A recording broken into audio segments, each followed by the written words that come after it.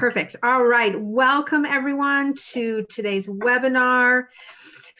Today we are welcoming Chanta Bhan with special guests who I'll leave kind of for later introductions. But Chanta is going to be leading us today in a discussion of self-care and a few other kind of tips and practical tools that will help us kind of get through, center ourselves during this crisis. So just in the matter of introductions, my name is Adrienne Billis. I am the Director of Leadership here at the Episcopal Church Foundation. And Chanta Bhan comes from us. We met, oh my goodness, it seems like a lifetime ago at a Success After Seminary meeting in Philadelphia. And I asked Chanta to lead us in this webinar today because of a really incredible set of skills that she has. She has an MDiv from Harvard, fancy. But also she is a former healthcare chaplain. So a really incredible set of skills that I thought, and actually we thought on the leadership resources team would be really useful to all of our constituents in our ECF family. So a few technical kind of tips for us today as we move through. I will be kind of in the background running tech. So please feel free to type out any questions or comments. You can use the Q&A box, which is kind of down at the bottom of your screen, a little to the left. You are also welcome to use the chat box, which is down and a little bit to the right. And also feel free to comment or ask questions on Facebook Live. I'll be monitoring that as well. So I'll be doing all of that, and hopefully we can get to your questions and comments. And as always, as you kind of digest and think and listen to what we're going to talk about today, if anything should come up afterwards, please feel free to reach out, email, telephone, and we will be happy to address any of your questions and concerns afterwards. Not a problem. So without further ado, Chanta, would you like to lead us in our webinar today? Sure. Thank you so much, Adrienne. I'd love to introduce our special guest speaker, our special guest panelist, the Reverend Jadon Hartsuff. He is my colleague here in Washington, D.C. at All Souls Episcopal Church. He's the rector of All Souls Episcopal Church in Washington, D.C., where he's been in leadership during this period of time, and he has special experience that might be of interest to those of you who are listening. He has special interest with ministry and caring for his congregation amidst the COVID-19, amidst his own COVID-19 diagnosis and recovery.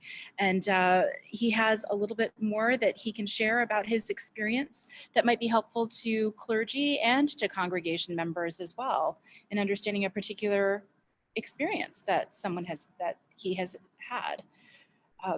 I would love to ask Jadon a few questions that he knows about. They're easy for him to answer.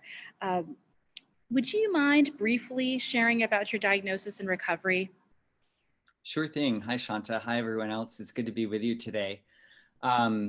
So 6 weeks ago, I began to fall ill after returning from the SEEP conference, and took a couple of days after I got back, but I started having, the sort of typical flu symptoms that at that point, everyone still was thinking most likely was the flu. So I called my doctor and we talked through my symptoms: fever, fatigue, some other sort of really common flu-like symptoms, and decided that it was most likely the flu and that I should take it easy and see how things progressed. And that's for the most part what I did, although I can't say that I took it as easy as I should have. We might need to come back to that as we talk about self-care. And my symptoms lasted for about 2 weeks. And right as they were getting better, finally, it became clear that I had been in contact with someone else who had been diagnosed with COVID and had been in close contact with them. And so decided with my doctor that it made sense for me to get tested as well. So I got tested about 4 weeks ago, actually tested positive twice now. Although the entire time, when I tested positive the first time and the second time, I had basically recovered. So went through several weeks of full-on quarantine, and then have been out of quarantine for the last week or two, back practicing all of the normal precautions that all of us are practicing. So happy to be healthy, happy to be sort of a best case scenario with regard to this whole COVID-19 diagnosis, and really thankful and aware of how, in many ways, lucky I am. Thank you. And how would you describe your regular self-care routine, and how is this similar or different during your quarantine? Well, I can't say that my regular self-care routine is a model for anybody to follow. This is something I think that I've struggled with over the years that I've been ordained. As certainly all of us clergy know, the rhythm of life that we live is challenging and is difficult in many different ways to maintain good practices, especially day to day and week to week. So I would say that the thing that traditionally I prioritize the most, and that I've learned that I need for myself above and beyond everything else, is a lot of sleep. So that's sort of my primary self-care objective. And I give myself permission to sleep more than I might otherwise, to try as often as possible to not wake up with an alarm clock.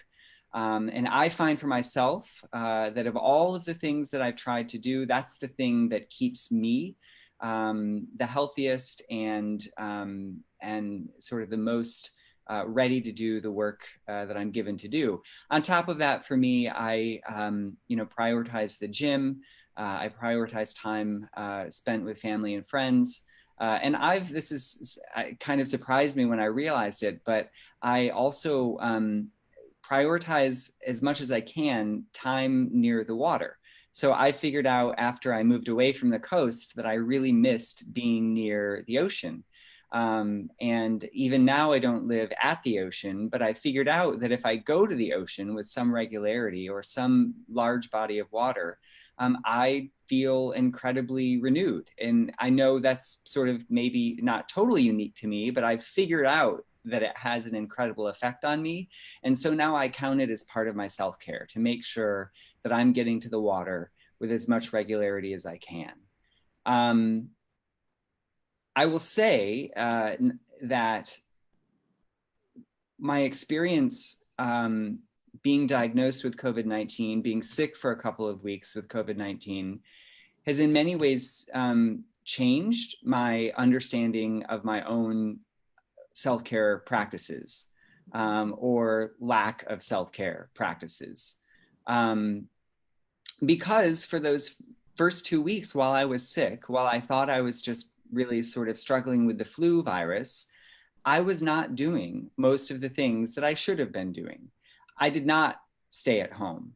I made myself go to church. I made myself get through Sunday services. I made myself get up every day and respond to as many emails as I could. I continued my work life as much as I possibly could when I was clearly sick. And let's say it had just been the flu, that would have been bad enough. But for me, just an incredibly bright light bulb went off when I tested positive and realized that for those several weeks before, not only had I not been taking care of myself and risking endangering other people with perhaps a flu virus, but in fact, I had been risking everybody that I had come in contact with or been around with something much more scary.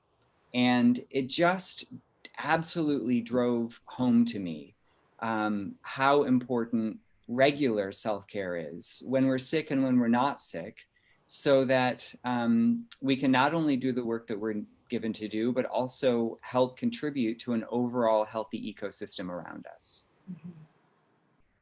Thank you very much. That is so important. Now, you referenced earlier the fact that you didn't, you were continuing to maintain your routine your work routine in particular. Can you say a little bit more about that and the reasons why clergy often feel as if they can't take that time away, in addition to how you might describe your experience of caring for the congregation during your recovery and during the church closures? Sure. So I think the first thing that I think of about that is actually not a church experience directly. I come from a military family and have some military experience myself. And I think I don't think this is unique or sort of only true for people from that experience. But as I think about it, when I find myself in a crisis, confronted with a crisis, my instinct is to do more, not less. Mm-hmm. And my instinct is to lean in. My instinct is to work more. My instinct is to do all of the things that I normally would do, but more. And I saw myself doing that as usual during this whole last initial few weeks of being sick, and especially in these last couple of weeks, as we've all been confronted with this crisis.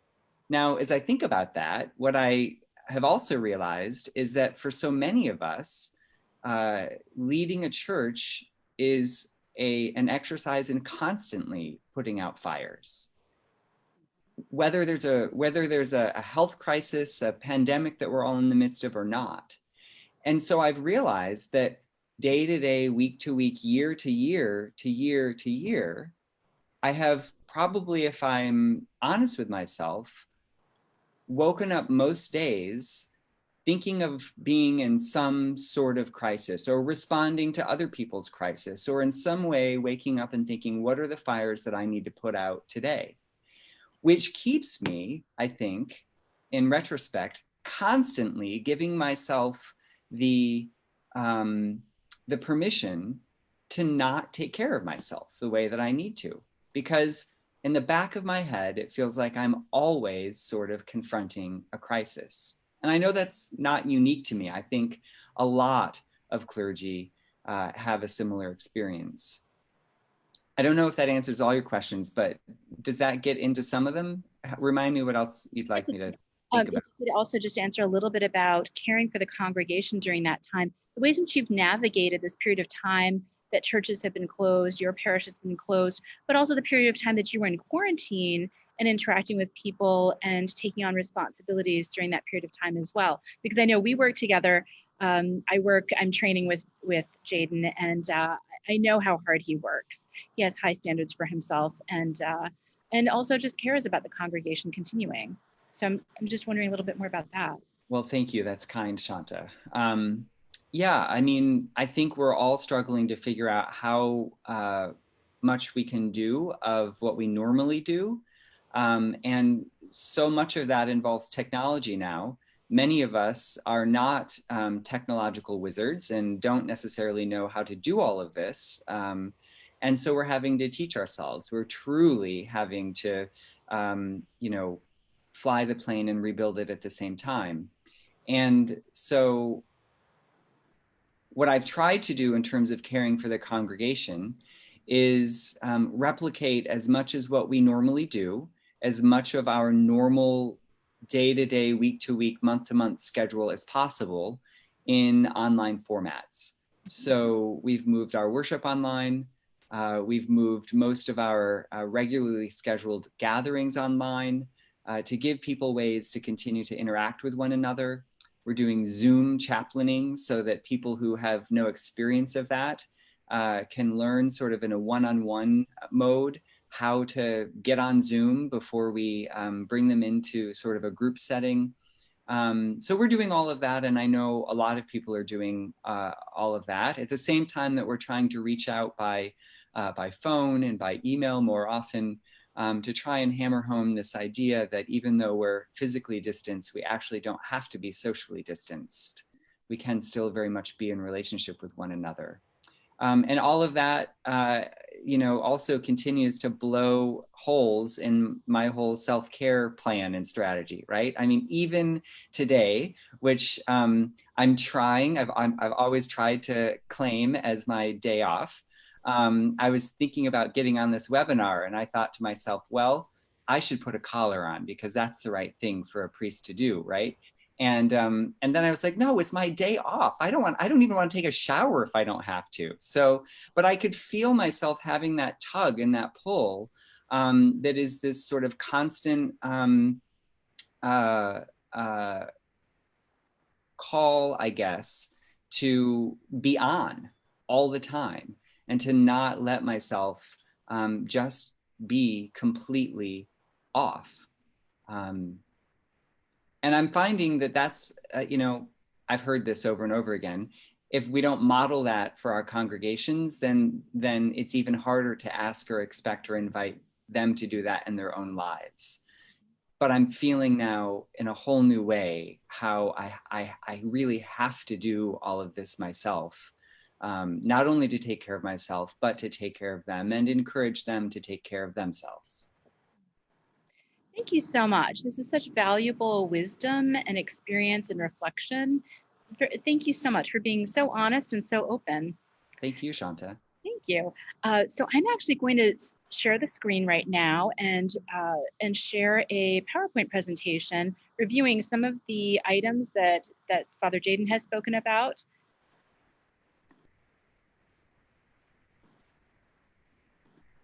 And some of the other issues that we might want to discuss or reflect upon further.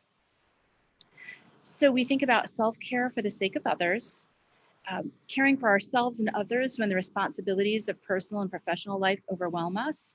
And nowadays, since so many of us are at home, working at home or studying at home, in close quarters, our personal and professional lives are actually in sync, or maybe not in sync, they're overlapping. So there are fewer boundaries between the two. When we think about the biblical ethic, perhaps we think about Matthew 22, 36 through 40, where the disciples say to Jesus, "Teacher, which commandment in the law is the greatest?" He said to him, "You shall love the Lord your God with all your heart and with all your soul and with all your mind. This is the greatest and first commandment. And a second is like it. You shall love your neighbor as yourself. On these two commandments hang all the law and the prophets." So we all know that second commandment, love your neighbor as yourself. We love ourselves and we love our neighbors. And from the abundance of loving God, loving ourselves, we're able to further love our neighbors in the process. When we talk about change management and all of the transition that we're experiencing, very often we don't think about it as grief. The New York Times actually had a wonderful article very recently about the awkward feelings we might be feeling right now that we can't name. Essentially, a lot of that is grief. So whenever we're going through a transition, whenever there's an enormous amount of change, it could even be good change. It could be good stress, like a promotion at work or having another child. There are a lot of changes that happen in our life that we don't often identify as grief. But very often we are grieving. We're grieving what we knew to be our status quo, and we're making adjustments to a new stage in life or a new experience in life. And so Elizabeth Kubler-Ross wrote a little bit about these grief stages. The two that are in brackets I wrote there, they're not usually attributed to her, but very often there's shock, there's denial, there's anger, there's bargaining, depression, acceptance, and hope. So denial in particular, I think about as the bubble wrap that keeps our brain from additional stressors and injury during the course of whatever it is that we're experiencing. And so as we move through these stages of grief, they don't always work in this linear fashion. They often will move back and forth between one another, and sometimes we cycle through them very quickly as well. I'm sure we can relate to these. There are the steps to resilience. Kenneth Ginsburg is a pediatrician, and he talks about these 7 C's. There are many different steps to resilience and many different stages, and these happen to be 7 that he talks about. So the first one is control.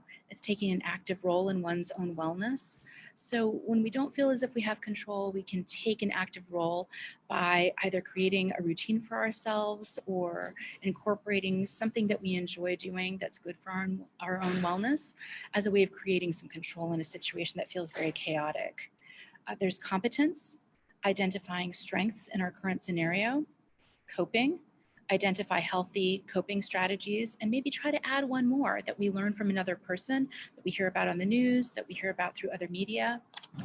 Confidence, to give and receive praise and kindness, especially during this time. To develop connections, to express emotions to others and support others by listening and affirming. And character, to review our personal values and the wisdom we've received over many, many years. And then a contribution. Is there some way that we can practice altruism and be kind to another? I actually just want to say something about that last one. Altruism will come into another part of this presentation in a few moments. But when we think about justice issues and we think about who's being impacted, more significantly right now, people who maybe are unhoused or people who have lost jobs, people who are dealing with the economic impact of this entire experience. There's that challenge. But also we think about racial ethnic minorities, people who are on the margins. Are there ways in which we can incorporate justice conversations? So when I say practice altruism, very often we're already stretched to the limits and we don't have opportunities to serve and do good for others in practical ways, but sometimes inserting an element of justice conversation in a common conversation can also create a sense of mindfulness for other people as we think about scapegoating that can happen under these circumstances. When we think about Asian communities being scapegoated and being actively harmed and blamed for what's happening with respect to the spread of the virus, there are ways in which we can redirect conversations and create a sense of mindfulness. And that can be part of our altruistic practice. There are personal stressors for many of us, might be finances as the result of job loss or being placed on furlough for a period of time, might be time availability for those of you who are families who are at home, parents who are at home trying to work at home, but also perhaps you are trying to homeschool your children as well. And so you're managing a lot more responsibility while you're at home, even though it feels as if we should have more time available. And then there might be family responsibilities. You might have parents or grandparents or others, but because of social distancing, you cannot be present for them and are just weighed down by a sense of what can I do as I care for chronically ill loved ones or as I'm caring for children. Because we're in close quarters, we might be dealing with more conflict within our home environment, within smaller communities, because we have fewer choices that we can make and our lives have been turned topsy-turvy right now. We might be experiencing internal conflict or conflict with people we love and care about. As a result of social distancing, there are reduced support systems as well. And we can have Zoom conversations, we can have phone calls, but it certainly isn't the same as being able to give someone a hug or receive a hug or be in close proximity to a close friend. And those are some of the stressors that we're experiencing now as we think about the ways in which we navigate our current ecosystem.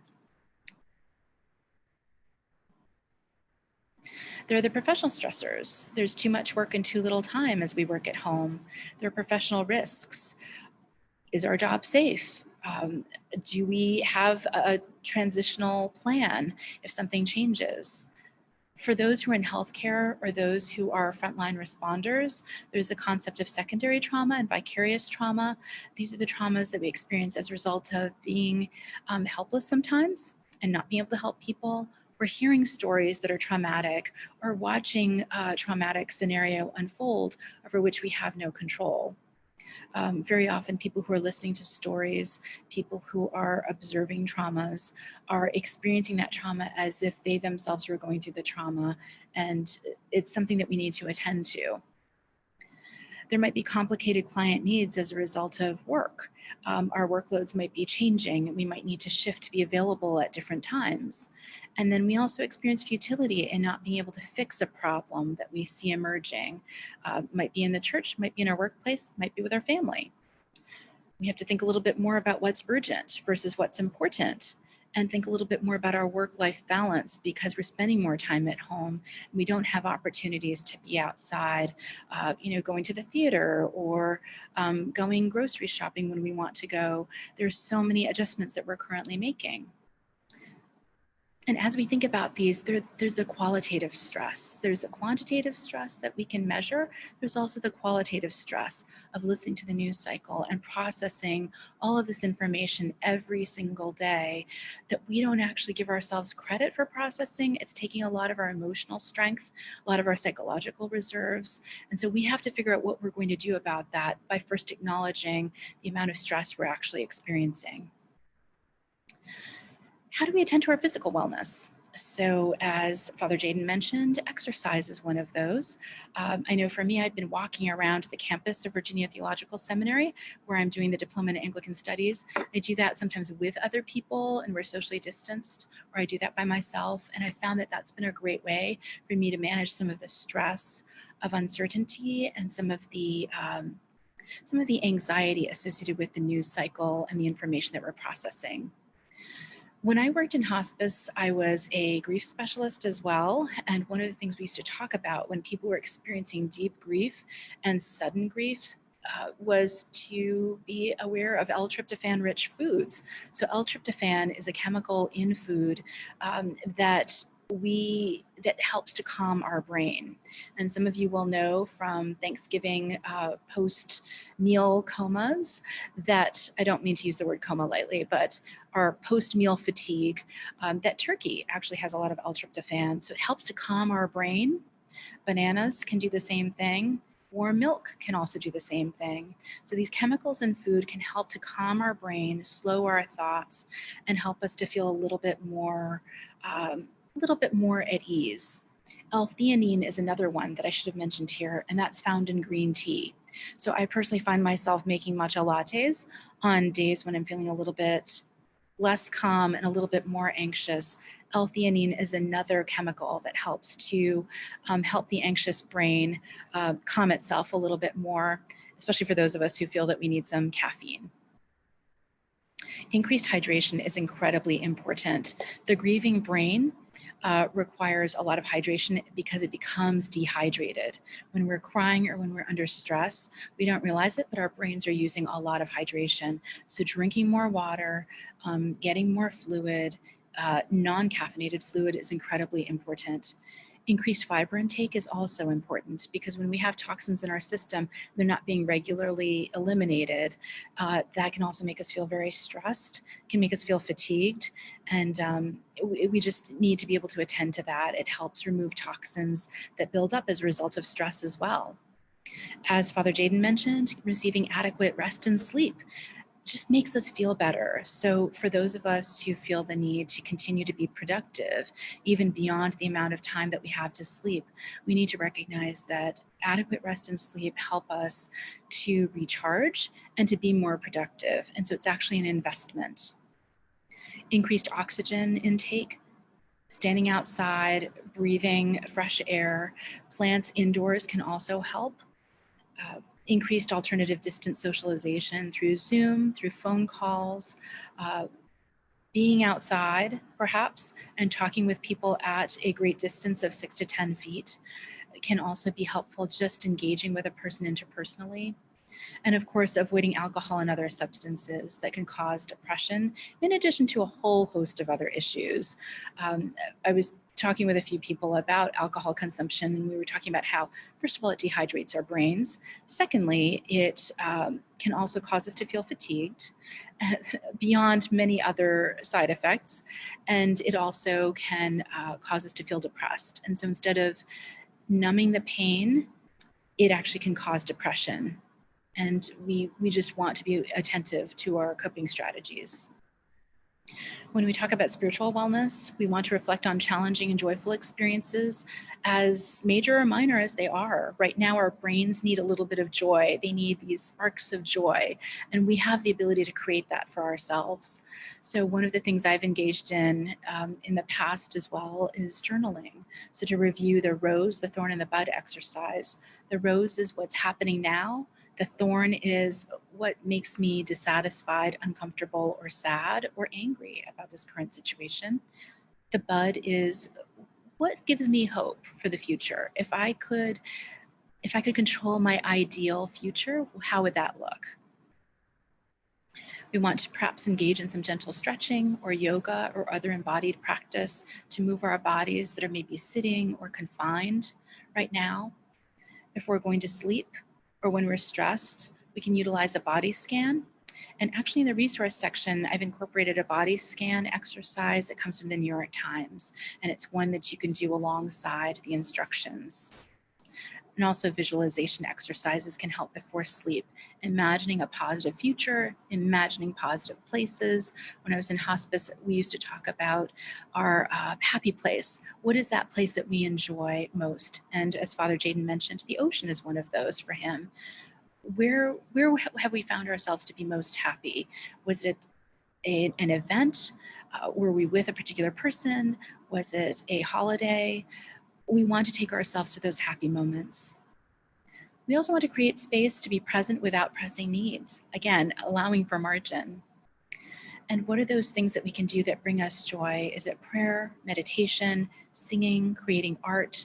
Is there something else that we can do in our current space that will bring us some joy and take us from the present moment into another moment that engages our brain differently and is healing? And I know for me personally, being present in nature really makes an enormous difference as well. We want to attend to our emotional wellness by spending socially distanced time with people who help us recharge, the people who will replenish our well. Whoops, I should have written an R in there. Remember, just imagine that says replenish your well. We want to check on others because altruistic behavior can be healing. When we're dealing with a lot of stress, it's very easy for us to be very focused on ourselves, and we want to do small things. Maybe it's making a phone call to someone who's been on our mind. Perhaps there's a way in which we're being called to spend a little bit of time or check on that person. Perhaps that person is lonely. Maybe are there one or two people that we can call during the week? Older people or people who have been confined to home for a while, or someone else we haven't talked to in a while, and just reach out to others. We want to note when we're not feeling at our best and try to create some margin for ourselves and not push ourselves to keep doing more and more and more. We want to be aware of the emotions that arise in us and name them. It's okay to feel angry. It's okay to feel sad. It's okay to feel enormous amounts of joy. We want to name those emotions and allow ourselves to be present with them in a way that doesn't injure other people or ourselves. In terms of psychological wellness, it may be important to take advantage of telehealth, to speak to a therapist on a regular basis or another person that we trust to offer us wise advice from an objective perspective. We might want to ask other trusted friends or family to help us notice when we're stressed. We might not be aware, and let them suggest some solutions. And we might also want to be creating some regular time for ourselves, starting with setting 5 uninterrupted minutes aside and letting that grow a bit. There are some resources here, and I believe that Adrian and Kirsten will be sending this out. There are a number of resources here from Harvard Business Review, from the New York Times, a whole set of resources. There's one piece in particular, I'm going to point to it. It's this one. It says Facebook. You're not going to know what it is until you open it, but it talks a little bit about clergy and other people who are in leadership in general, lay leadership as well. I'm a lay leader, but people who are clergy, people who are leaders, it talks a little bit about the reasons why our brains may not feel as if they're working as quickly when we're grieving, when we're going through transitional loss. And we're going through a crisis, and this is a community. This is a universal crisis. It's a crisis that's taking place around the world. There are ways in which our brains are engaged and our brains are taking a longer time to process information. We need to be patient with ourselves and with others, just because we may not feel as if we're as competent or as capable as we have been in the past, and there's a reason. A few of the other articles here, there's one that's signs and symptoms of compassion fatigue and vicarious trauma. That one's also very interesting for people who are first responders. This one is the one that's the guided meditation, utilizing nature. I found that one to be very helpful. Talks a little bit about mental health. There are some other articles. This one talks about the discomfort that you're feeling as grief. And there's a self-compassion quiz that's here to talk a little bit about how we do actually exercise self-compassion or we don't. There are also a few other articles about how we live together for those who are part of family units in a very small community. This book here, it's not a link, but you might be able to find some more information online. It's Ambiguous Loss, Learning to Live with Unresolved Grief. And I wanted to mention this one because ambiguous loss is one of the most difficult losses from which to recover. And no one ever completely recovers from loss. Any loss that we're currently experiencing, that we've experienced in the past, actually gets picked up like Velcro when we encounter the next loss. And so there are people who are experiencing deep loss right now because they've experienced some other traumas in the past, and that's getting lifted up. Ambiguous loss is about the type of loss that exists. We don't know exactly when it started, and we don't exactly know when it ended. And that might be a little bit more of what people are experiencing. So there's some principles there that might be helpful. And the other thing that I wanted to mention was that when we're going through these types of changes and our whole life has been turned around, this article, The Restorative Power of Ritual, is also really helpful. It talks about the importance of having rituals in our lives at certain times of the day, but also having a routine throughout the day that we create for ourselves and manage. It's a way of regaining some control and some healthy control. And so I just want to close, and I will stop sharing this video, this PowerPoint presentation. It'll be sent to you so that you've got these resources and you can just click on the links. I'm going to turn this over to Adrienne. Great, thank you so much, both of you. And as a reminder too, we will be sending a recording of this webinar to our participants and then also posting it on Facebook as well as our website, ecfvp.org. So I'll mention that all again before we end today, so not to worry.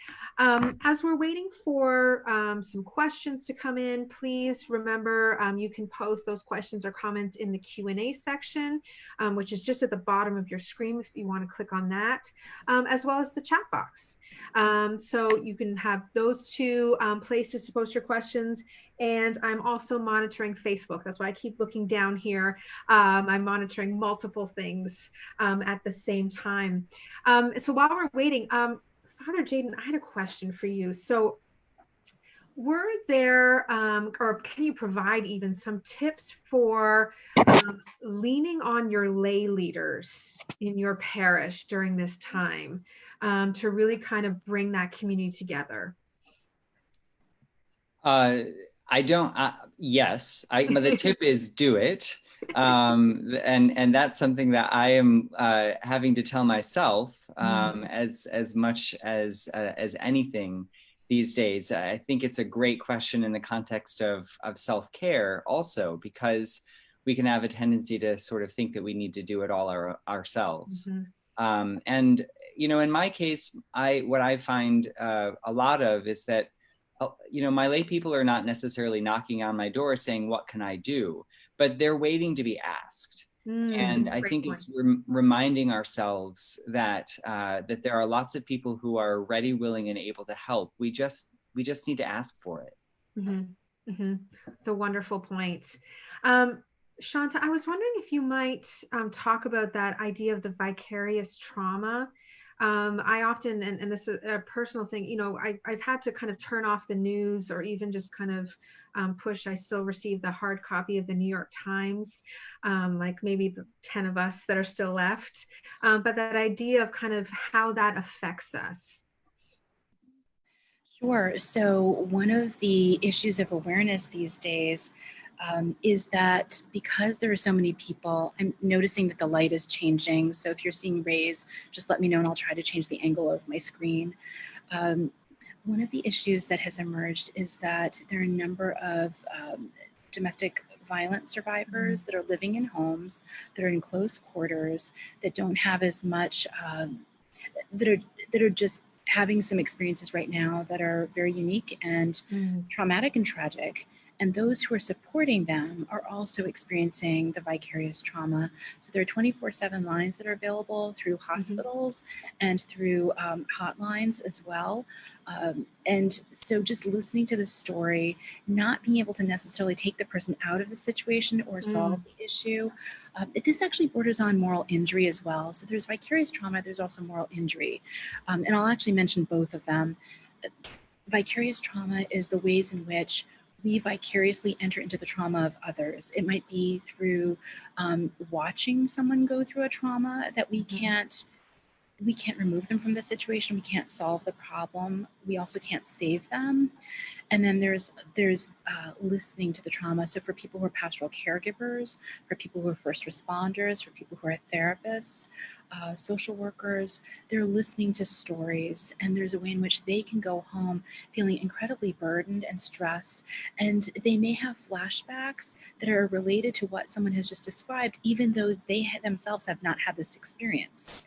The stress, the constant sense of alertness, the sense of heightened alertness and awareness, the sense that you're on edge, the sense that you can't go to sleep very well at night. I say this because I covered half of Massachusetts for hospice a while ago. And I remember actually going through this experience and really having to have therapy appointments multiple times a week at one point because of something that several things that were happening at the same time. Sure. And so there are many people who have that experience, pardon me. There's moral injury that a number of first responders will be experiencing if they've not experienced already. It's the whole idea that you are, and actually members of the military, Father Jadon will, I'm sure, know a little bit more about this as well, but members of the military experience this. It's the idea that you go into a situation and now you have to make decisions that are life and death decisions that you wouldn't normally have to make. And they may not fall within your realm of ethics or your understanding of ethics or what it is you would naturally do. But now there's the pressure to make this decision. It impacts someone's life or death. And then a person is left with a sense of guilt. So moral injury with respect to how ventilators are going to be utilized or the decisions that first responders and EMS professionals have to make when someone enters the ambulance based upon someone's age or someone's prior illness. These are decisions that are real decisions that people will be making.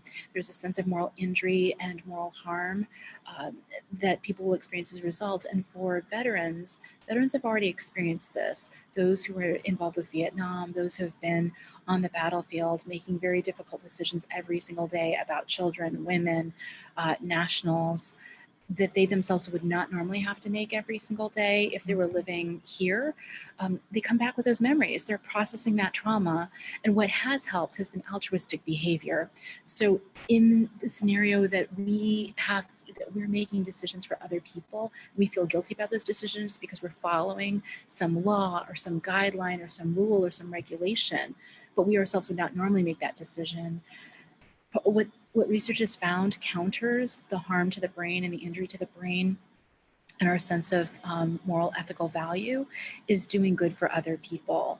And it's part of the reason why many of the veterans who have experienced moral injury and PTSD have been involved with certain types of service projects. It's the reason why first responders, once they're in a place where they're able to take a little bit more time for themselves, are encouraged to do something altruistic for other people that's not going to cause burnout, but can help them feel better about themselves because now they're leaning on their own moral values and they're reinforcing their moral values. Wow, thank you. Thank you so much. So I'm waiting for some questions. I'm wondering with this topic and these kinds of things, we need some digesting and thinking.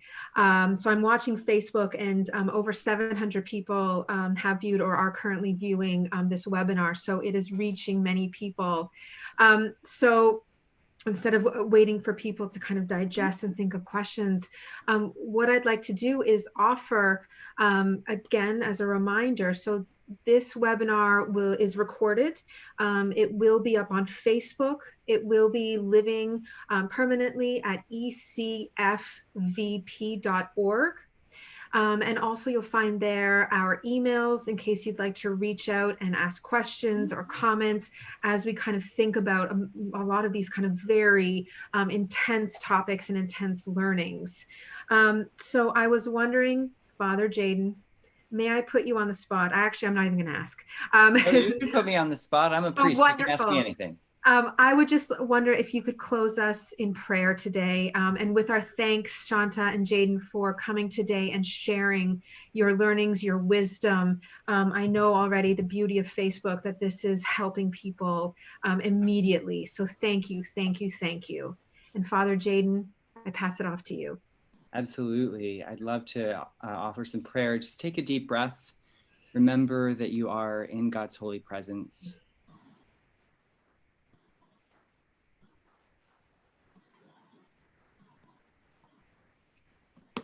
Gracious God, we give you thanks for this time together today, for all of this knowledge, for these reminders that we are called to take care of ourselves so that we can take care of others. Empower us with your Spirit to hear and know and practice the many and varied ways that each of us have been given to nurture our souls, nurture our bodies, nurture our minds, all in the name of your Son, Jesus Christ. Amen. Amen. Thank you again, everyone out there, for joining us today. Again, our resources, this webinar will be available on multiple sources. Chanta and Father Jadon, thank you so much for sharing with us today. Have a lovely day, and we hope to see you soon. Bye-bye, everyone. Thank you.